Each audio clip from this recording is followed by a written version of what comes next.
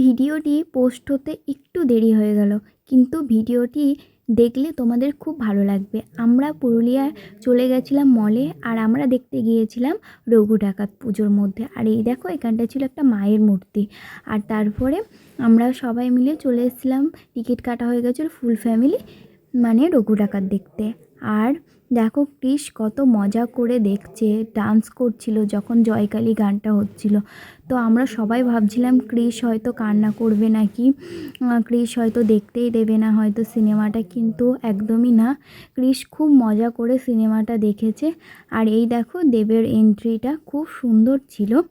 তো আমার তো খুব ভালো লেগেছে রঘু ডাকাত। আর তোমরা যারা যারা এখনও রঘু ডাকাত দেখোনি তারা গিয়ে দেখে আসতে পারো, আশা করি তোমাদের খুব খুব ভালো লাগবে।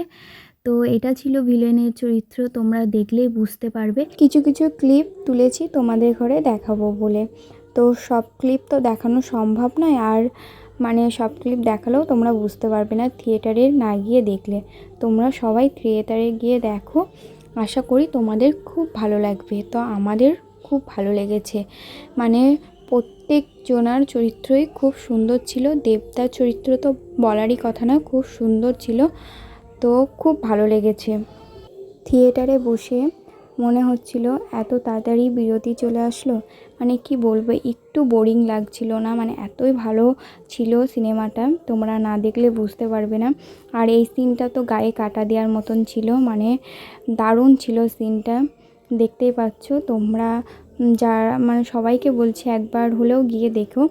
তো দেবদা, তোমার আরও সিনেমা, ভালো ভালো সিনেমা দেখার জন্য অপেক্ষায় আছি আর থাকবো। এটা হচ্ছিল লাস্ট সিন, কীভাবে পার হয়ে গেল বুঝতেই পারলাম না সিনেমাটা। তো খুব মজা করে আমরা রঘু ডাকাত দেখলাম।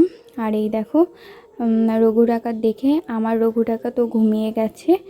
আর দেখো আমরা সিঁড়ি দিয়ে নামছিলাম, তারপরে গিয়ে হচ্ছে কৃষের বাবা বলল তোমার কষ্ট হচ্ছে, তুমি বাবুকে আমাকে দাও, আমি বাবুকে নিয়ে নামছি।